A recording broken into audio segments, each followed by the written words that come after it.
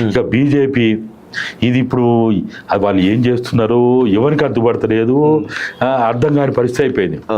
అరే ఒక జాతీయ పార్టీ కేంద్ర ప్రభుత్వం ఉన్నది, దాదాపుగా 15 రాష్ట్రాల పైన రాష్ట్ర ప్రభుత్వాలు ఉన్నాయి, 8 మంది ఎమ్మెల్యేలు కదా, 8 మంది ఎమ్మెల్యేలు ఎంపీలు ఉన్నాయి రాష్ట్రంలో.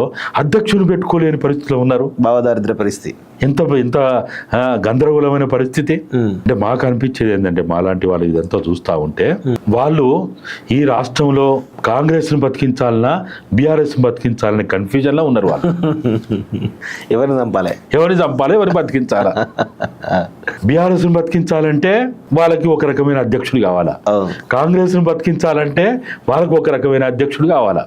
నాకు తెలిసినంత వరకు ఈటల రాజేందర్ కి అధ్యక్ష వచ్చి అయిపోయా, తీర్మానం అయిపోయా, నిర్ణయం అయిపోయా, లెటర్ లో కూడా మొత్తం రాసి అయిపోయింది, సంతకాలు కూడా అయిపోయినాయి, ముహూర్తం కూడా అయిపోయిందని చెప్పినా గానీ ప్రకటన రాకపోవడం ఇప్పటికి కూడా ఆర్ఎస్ఎస్ బీజేపీ వాళ్ళు బీఆర్ఎస్ ని చంపాలన్నా వద్దా అనే సందిగ్ధంలో ఉన్నారు, కాంగ్రెస్ ని బతికియాలన్నా చంపాలనే సందిగ్ధంలో ఉన్నారు.